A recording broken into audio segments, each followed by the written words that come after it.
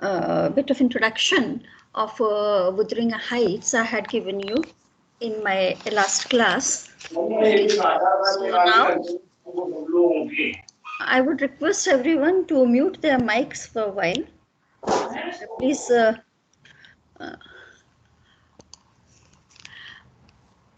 yeah, thank you.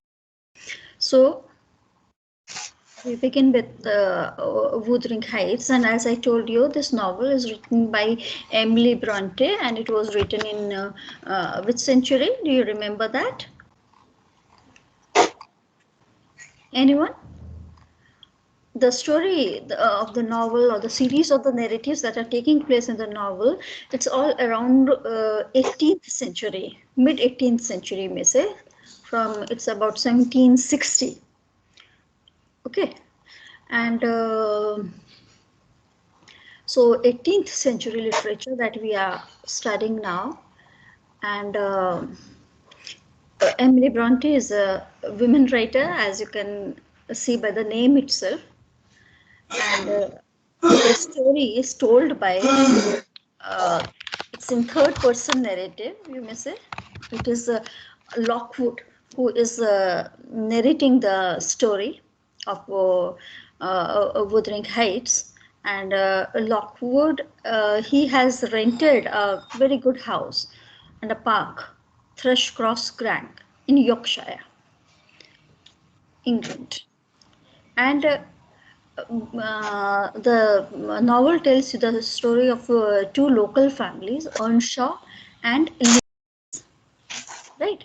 So it's a story of three generations, and the narrator is a housekeeper, Ellen Dean, right? Uh, so should I begin with the presentation, or before that I would like you all to switch on your cameras and let's have one click a photo, and then we can begin with the presentation, right? And the story, as I told you, 1760. There's a farmer, and his name is Earnshaw. He owns a farm. He has gone to Liverpool for a business trip. This is chapter one. In the beginning, we have been told, and he finds there a little boy who's an orphan, and he looks like gypsy. Now, this word gypsy was used during those ages for the homeless, abandoned kind of people, and who did not come in social stream. And he brings this child home, and he is raised, so he is a foundling, right? And he joins the family of Earnshaw has of course Earnshaw is there, then his wife is there, then he has a son named Hindley and a daughter named Catherine. Now with Hindley and Catherine, this young boy who is named as Heathcliff is raised. So these three names you will have to remember. I have sent you the family tree of Earnshaws also, Earnshaw as well as Linton. And I think you clicked that slide in which the entire family trees of these two families were given. So the three children who grow together are Hindley, Catherine, and Heathcliff, right? These names will come again and again in the story, and these are the major characters of this novel, and so you have to pay attention to this. Okay. Now, as they are growing, Hindley, of course, doesn't like Heathcliff. He feels a rivalry with Heathcliff. Wife is also not welcoming Heathcliff, and but Catherine makes friendship. And as a young boy, Heathcliff was very silent boy. He seemed very strange to the people. And after some time, Earnshaw's wife dies. Hindley is sent away to college. So he leaves his father's place. And then again some years pass by. This Earnshaw's health it declines, and he is now very peevish, and children he feels that everyone dislikes Heathcliff. So that kind of thing is there. And Then he doesn't like the way in which his daughter Catherine behaves. She's very charming girl and but very mischievous. And finally Earnshaw dies, and Catherine and Heathcliff, they are very sad, they are grieved, they console each other during this time, and Hindley comes back. And this by this time Hindley is, when he returns from college, he is 20 years old, and Heathcliff is about 12 years old. Catherine is 11 years old. Right now Hindley gets married, and his wife Frances. You can open up that character map if you want, and you can see how the story is progressing very fast. I'm going through these major events in the life of these characters. So Hindley marries a young woman named Frances, and and now this you should know about the property rights, how the property was transferred during that age. It was a period when the property was not transferred to the daughters of the family, but it was transferred only to the eldest son. Even the younger son did not get the share of the property. So, and moreover, Heathcliff is a foundling, so he will not get any property. So now what happened? Whoever owned property had, of course, we know that that person had power. Till now Earnshaw was the head of the family and he had the power, and now with his death the power has shifted and it has come in the hands of Hindley. Hindley is the owner of entire property that they own, right? And have daughters of the family, they did not have any share in the property, and other sons also, younger sons also, they did not have any share in the property. So this is the new power that has come in the hands of Hindley. Is the story till here very clear to you, or is there any doubt you can ask me at this point? Is 20 years old, Heathcliff is 12 years old, and Catherine is 11 years old, right? And the head of the family now is Hindley. Right now, this Heathcliff and Catherine, they since they are growing together, they are not. Heathcliff is a foundling, so here Catherine develops intimacy, feeling of attachment with Heathcliff. Okay, they run away to the fields, moors that we call wild fields, every time, and then they get punishment also, but they don't mind that punishment. And one day it happens that when they are just running here and there, they reach Grang, that is the place of Linton. Now these Lintons, they are the people who are very civilized, very refined. I told you that this Earnshaw family is raw, and Linton family is very refined. So they do not appreciate the behavior of this Earnshaws. For them, they are non-civilized people. Okay, now this Linton family again has two children. One is Edgar, who is 13 years old, and then the other one is Isabella, who is 11 years old. Two new names are introduced now. Edgar and Isabella, 13 years and 11 years old. Okay. Yeah. So they do not. They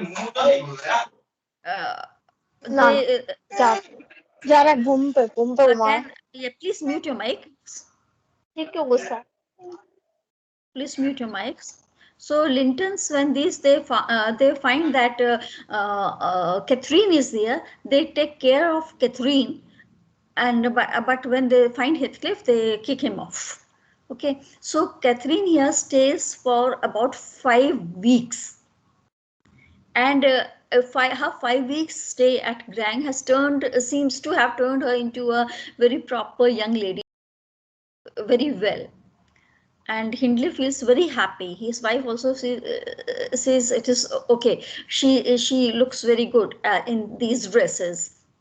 Okay, and Heathcliff feels sorrow, that he feels that now after 5 weeks stay at Grang, at Linton's, Catherine is now has moved beyond him. She has become a refined lady.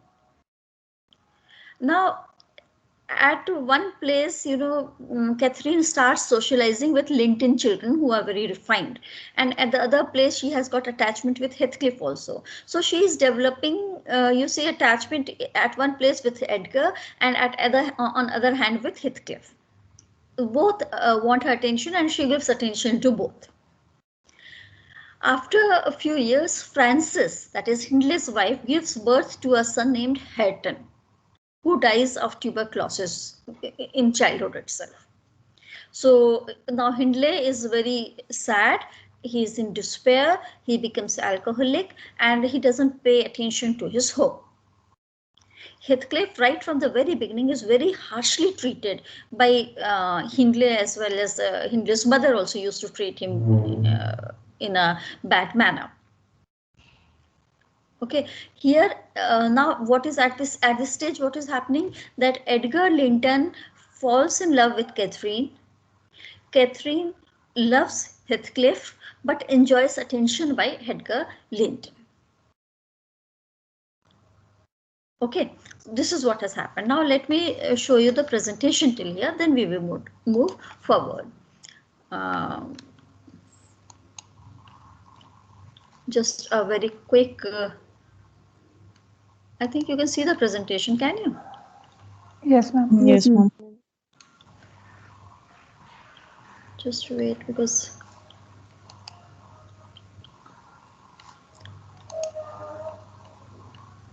is the presentation visible to you? No, ma'am. The Teams, no, ma'am. No, it won't be. Yeah, just give a moment. Yeah, it should be now.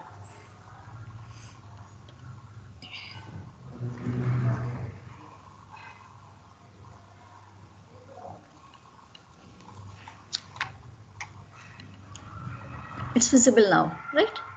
Yes, ma'am. Okay, and I would request you to put these slides in your WhatsApp group, so that those who are not attending at present, only 11 girls are 10 girls are here in this class. So those who are not attending can see it.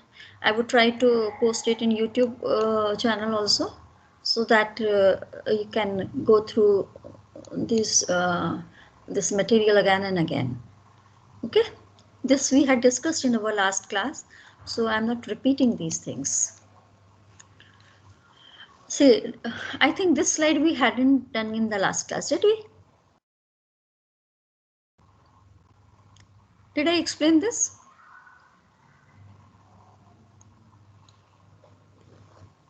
Industrialization, ma'am, you have explained. This I had explained, okay.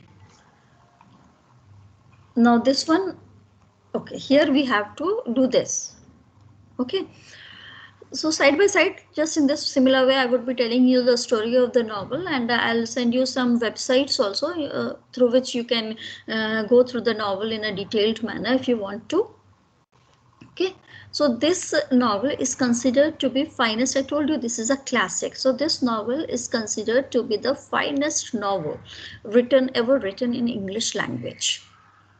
Such is the importance of Wuthering Heights in English literature. If you say that you haven't read Wuthering Heights after some years of into the study of literature, then this would seem very odd. That how could you escape such a novel, right? So it's a classic, and it has enjoyed such great popularity, critical scrutiny. People have analyzed, because during that time all these psychological theories had not come into existence. People were still working on the psychological theories. So how could the novelist explore the minds of these characters?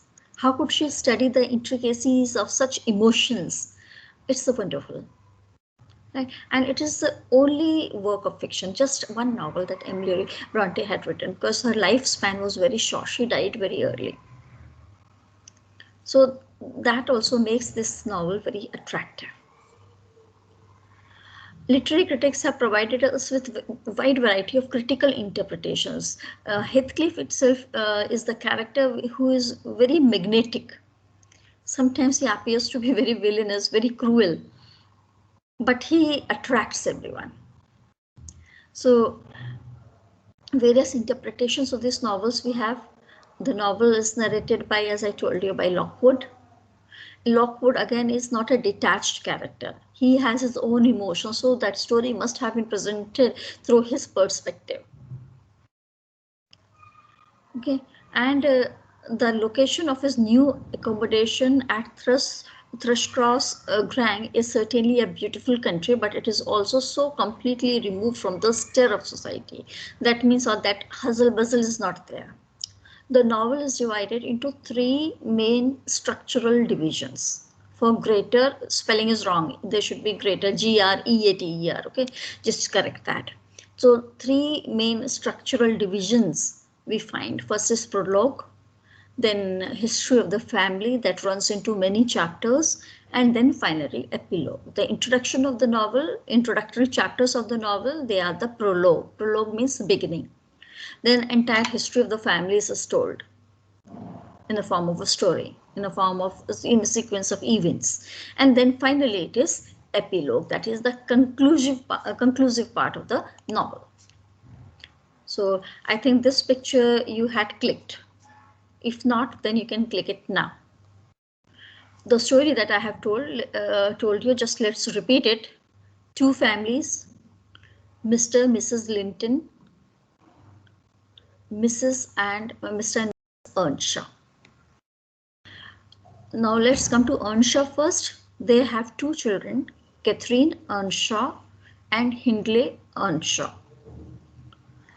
Okay, now Hindley is the elder brother, Catherine is the younger one. Okay, then Linton's family has Isabella Linton and Edgar Linton. Heathcliff is a foundling who finds Mr. Earnshaw. Heathcliff is written on the side of Linton, so don't be confused. Heathcliff is a foundling by Mr. Earnshaw, and he grows up with Catherine. He is in love with Catherine. Okay, but Catherine and Edgar Linton, as we go through the story, they are married, they come together. And Heathcliff will marry Isabella later. Okay, Hindley marries Frances Earnshaw. Hareton is born, and Hareton dies of tuberculosis at a early stage. Catherine Earnshaw and Edgar Linton gave birth to Catherine Linton. And Heathcliff and Isabella's son is Linton Heathcliff. See how the whole story is so intertwined, right? Can I move the slide? Yes, ma'am. Yes, ma'am. Have you understood the relations now here? Yes, ma'am. Yes, ma'am. Right. See, now this is detailed. Estate of Wuthering Heights belongs to Earnshaw family. Estate of Cross Grang belongs to Linton. Year is also mentioned. Born in 1777, 1773, then 1780, 1780. This is first generation. Generation number 1. Okay. Now second generation, Hindley is married to whom? Francis. And Catherine is married to Edgar. Edgar. And the years are written wrong, I guess. And yeah, this we'll check on later. There's some problem with that. But let me give you this just introduction. It is 19, it can't be 19, right? 17. Later. Yeah, it's 17 and it has become 19 here. So now Hindley is married to Frances, Catherine is married to Edgar, Heathcliff is an adopted son, foundling. And Heathcliff marries Isabella. Isabella, who is Linton's daughter. Got it? Hindley and Frances, they give birth to Hareton. This is third generation. Heathcliff, Isabella, Linton. These names are repeated and this makes it very confusing. Then Catherine and Edgar will give birth to Catherine. Again, that name is repeated. Okay. And Lockwood, who is a renter of Thrushcross Ring, he is the narrator. Then other is Nellie, Ellen. Ellen is called Nellie. Ellen Dean, who is a housekeeper. Here, she had worked in Wuthering Heights, WH, and now she is housekeeping at TG, Thrushcross Grand. Now, these two are the narrators of the story. So, 3 generations. Can I move the slide? Yes, ma'am. Yes, ma'am. Yes, ma'am. Okay, right. Now, this is chapter 1 to chapter 3. In chapter 1, 1801. It begins in the year 1801 and this is mentioned there. 1801-Lockwood is a new tenant who has come to Thrushcross Grand. And he is visiting, he pays a visit to his landlord, Mr. Heathcliff at Wuthering Heights, when the novel begins. So certain things are told are in flashback. And Lockwood is immediately impressed by Mr. Heathcliff. He's attracted to this man. I told him there's something magnetic about Heathcliff. You know, this movie is this novel in the form of movie is there on YouTube also, Wuthering Heights. So those who want to watch the movie can go for it on YouTube. Yes. Yeah. Then there is chapter 2. In chapter 2, Lockwood is very curious. He wants to meet again. So that's second visit. And here there's a lot of time, so he can meet each and every member of the house. There's Catherine he meets and there are others. Then he's becoming familiar. And on second visit, now Lockwood has certain doubts about Heathcliff's character. Because he feels that Heathcliff is not much civilized. He is behaving in a savage manner to the young lady. This is chapter 2. The detailed summary of these chapters, I will give you the website and there you can go and read it. It's not possible to do this detailed reading in class. Okay, in class we shall analyze each chapter.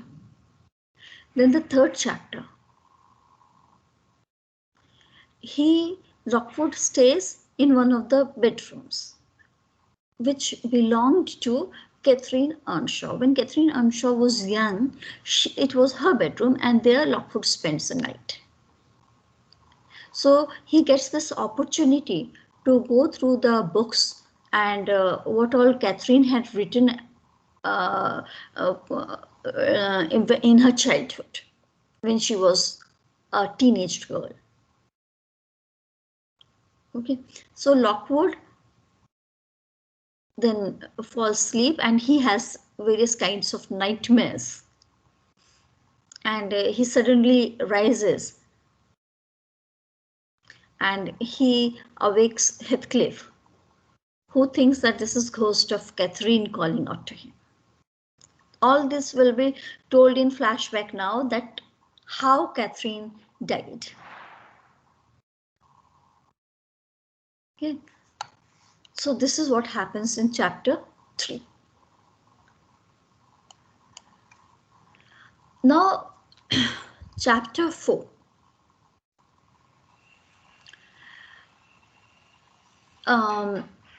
Lockwood gains some confidence because he is very much agitated, very much frightened. He meets Mrs. Dean, Ellen Dean, or Nellie, who is called. And this Nellie, as you know, had worked with Earnshaws for many years. So Mrs. Dean now begins the history of the family. So she becomes narrator from this moment. Okay, when Mr. Earnshaw, the father of Hindley and Catherine, he was the head of the house.